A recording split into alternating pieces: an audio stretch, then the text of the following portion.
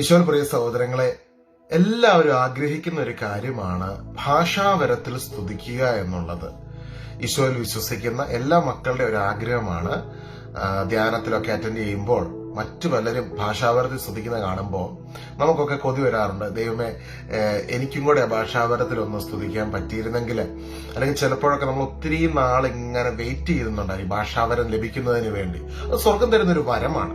അപ്പോൾ ഈ ഒരു ഭാഷാവരം നമുക്ക് എങ്ങനെ ലഭിക്കാം, അല്ലെങ്കിൽ ഈ ഭാഷാവരത്തിൽ നമ്മൾ സ്തുതിക്കുന്നതുകൊണ്ട് പ്രാർത്ഥിക്കുന്നതുകൊണ്ട് നമുക്ക് എന്തെല്ലാമാണ് സ്വർഗത്തിൽ നിന്ന് ലഭിക്കുന്നത്, ദൈവം നമ്മുടെ ജീവിതത്തിൽ എപ്രകാരമൊക്കെ ഇടപെടും എന്നതിനെ കുറിച്ച് ഇന്ന് നമുക്ക് ചിന്തിക്കാം.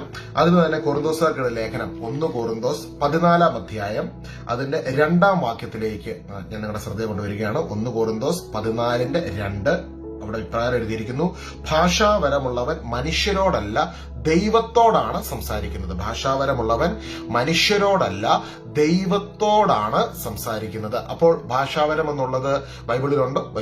1 കൊറിന്തോസ് 14:2 പറയുന്നു, ഭാഷാവരമുള്ളവൻ മനുഷ്യരോടല്ല ദൈവത്തോടാണ് സംസാരിക്കുന്നത്. അപ്പോൾ എപ്പം തൊട്ടാണ് നമ്മൾ ബൈബിളിൽ ഭാഷാവരത്തിന്റെ ഒരു എൻട്രി കാണുന്നത്?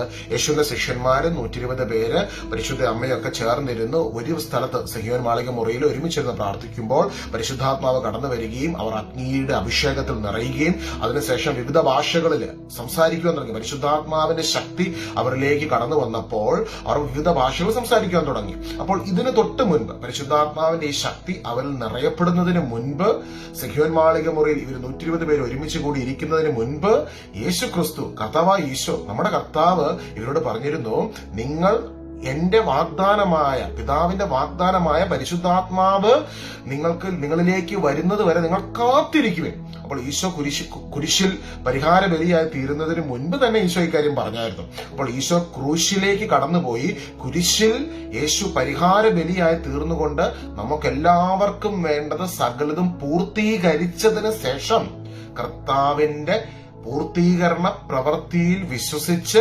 യേശുവിന്റെ ആത്മാവിന്റെ സാന്നിധ്യത്തിൽ ലയിച്ച് ആ ഒരു ഒരുമനപ്പെട്ട് യേശു സാന്നിധ്യത്തിൽ, യേശു പറഞ്ഞു, നിങ്ങൾ 2 3 പേർ എന്റെ നാമത്തിൽ ഒരുമിച്ച് കൂടുമ്പോൾ എന്റെ സാന്നിധ്യം നിങ്ങളുടെ കൂടെ ഉണ്ടായിരിക്കും. അപ്പോൾ ആ ഒരു യേശു സാന്നിധ്യത്തിന്റെ റിയാലിറ്റിയിൽ നിൽക്കുമ്പോഴാണ് ഹോളി സ്പിരിറ്റിന്റെ ആ വലിയൊരു ഇമ്പാർട്ടേഷൻ ആ ഈശോയുടെ ശിഷ്യന്മാർക്ക് എല്ലാവർക്കും ലഭിക്കുവാനിടയായി തീർന്നത്.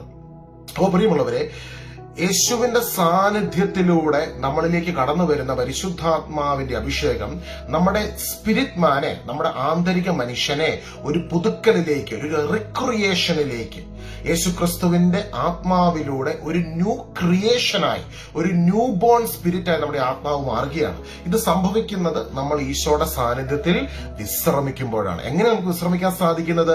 എന്റെ ഈശോ എന്റെ പാപങ്ങളെ ഏറ്റെടുത്തു, എന്റെ ശാപങ്ങളെ, തിന്മകളെ എല്ലാം ഏറ്റെടുത്തു.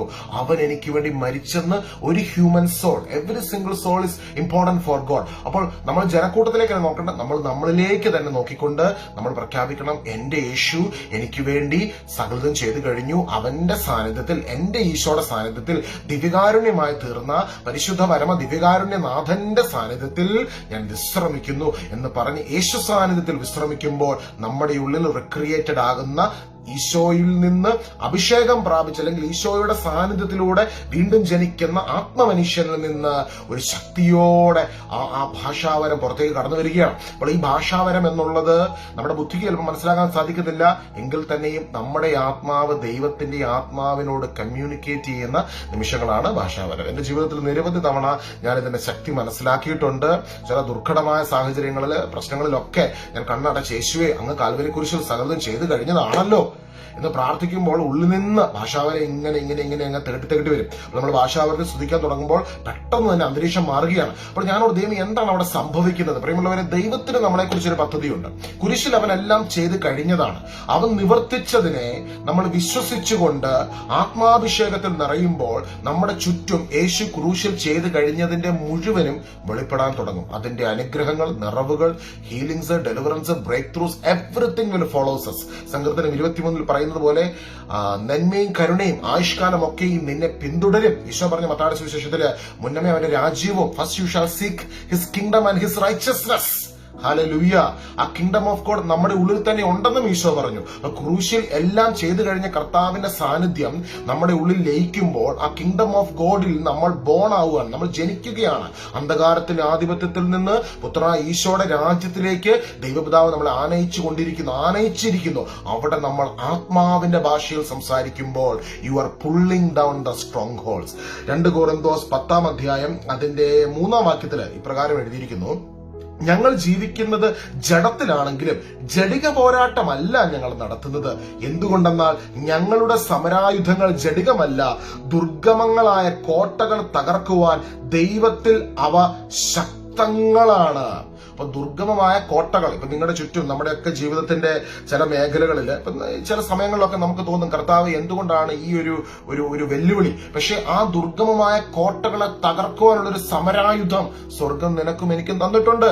ആ സമരായുധങ്ങളിൽ ഒന്നാണ് ഭാഷാവരത്തിൽ സ്തുതിക്കുക എന്നുള്ളത്. നിരവധി സമരായുധങ്ങൾ. എന്നാൽ ആദിമസഭയില് യേശുവിന്റെ ശിഷ്യന്മാര് പ്രതികൂല സാഹചര്യങ്ങൾ, വെല്ലുവിളിയിലൂടെ കടന്നുപോയപ്പോൾ അവർ യൂസ് ചെയ്ത സമരായുധമാണ് ഭാഷാവരത്തിൽ സ്തുതിക്കുക.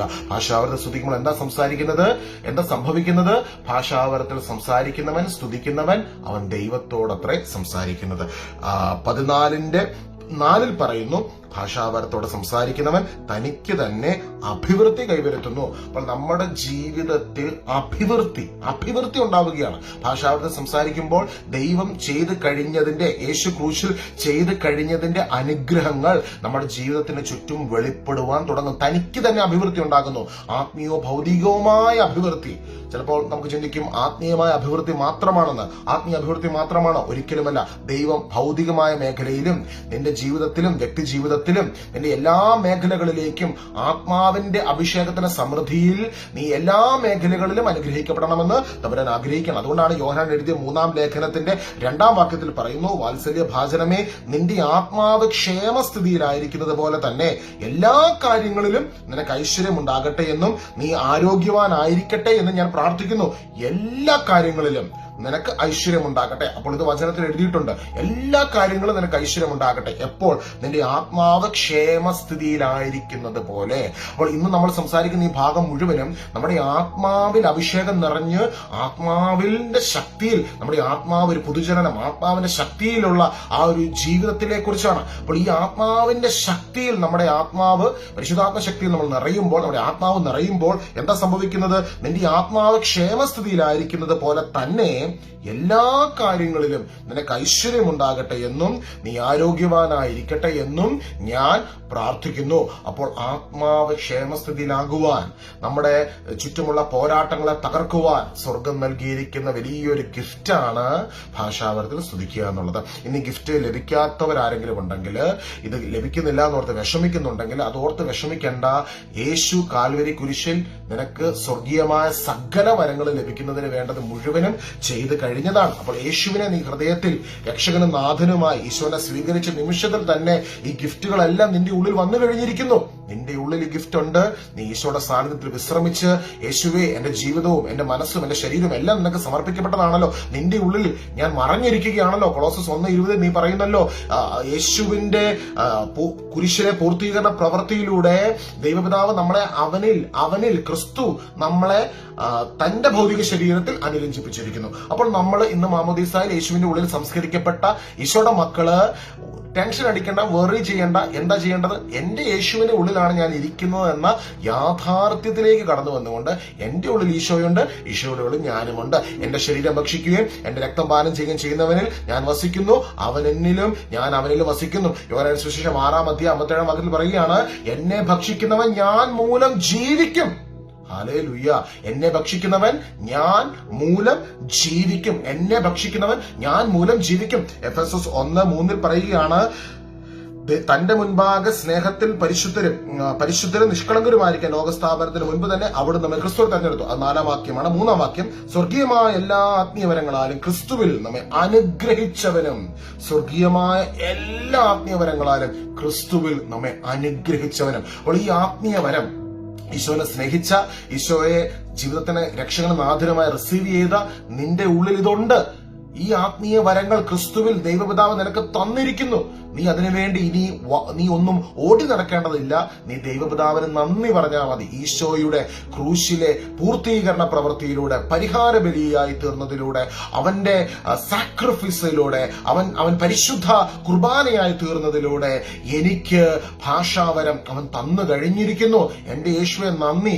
ഇങ്ങനെ 10 പ്രാവശ്യം പറഞ്ഞ് എന്റെ യേശു എനിക്ക് തന്നു കഴിഞ്ഞിരിക്കുന്നു. അത് 10 പ്രാവശ്യം പറഞ്ഞ് യേശുവിന്റെ സാന്നിധ്യത്തിൽ നിറയുമ്പോൾ നിങ്ങളുടെ ഉള്ളിൽ നിന്ന് ഭാഷാവരം പുറത്തേക്ക് പൊട്ടിപ്പുറപ്പെടാൻ തുടങ്ങും. നമുക്കൊന്ന് പ്രാർത്ഥിക്കാം. കരുണയുടെ നാഥനെ, ഭാഷാവരം എന്ന ആ സ്വർഗത്തിന്റെ വരം ഇന്ന് ഈ കൂട്ടായ്മയില്, ഇന്ന് ഈ വീഡിയോ സന്ദേശം കണ്ടുകൊണ്ടിരിക്കുന്ന എല്ലാ മക്കൾക്കും, ഭൂമിയിലുള്ള എല്ലാ ദൈവ മക്കൾക്കും ഉണ്ടാകുവാൻ, ലഭിക്കുവാൻ അങ്ങ് ആഗ്രഹിക്കുന്നല്ലോ. അങ്ങയോട് സംസാരിക്കുവാൻ, ആത്മാവിൽ സംസാരിക്കുവാൻ, ഞങ്ങളുടെ സമരായുധമാകുന്ന ചില കോട്ടകളെ തകർക്കുവാൻ സ്വർഗം ഞങ്ങൾക്ക് തന്നിരിക്കുന്ന യേശുവിന്റെ കുരിശിന്റെ പൂർത്തീകരണ പ്രവൃത്തിയുടെ മറവിൽ നിന്നുകൊണ്ട് പരിശുദ്ധ അമ്മയോട് ചേർന്ന്, സ്വർഗത്തിലെ വിശുദ്ധരോട് ചേർന്നുകൊണ്ട് യേശുവിനെ ആരാധിക്കുവാൻ, ആത്മാഭിഷേകത്തിൽ നിറയുവാൻ ഞങ്ങൾക്ക് തന്നിരിക്കുന്ന ഭാഷാ വരമെന്ന വലിയ വരത്തിനായി ഞങ്ങൾ നന്ദി പറഞ്ഞ് പ്രാർത്ഥിക്കുന്നു.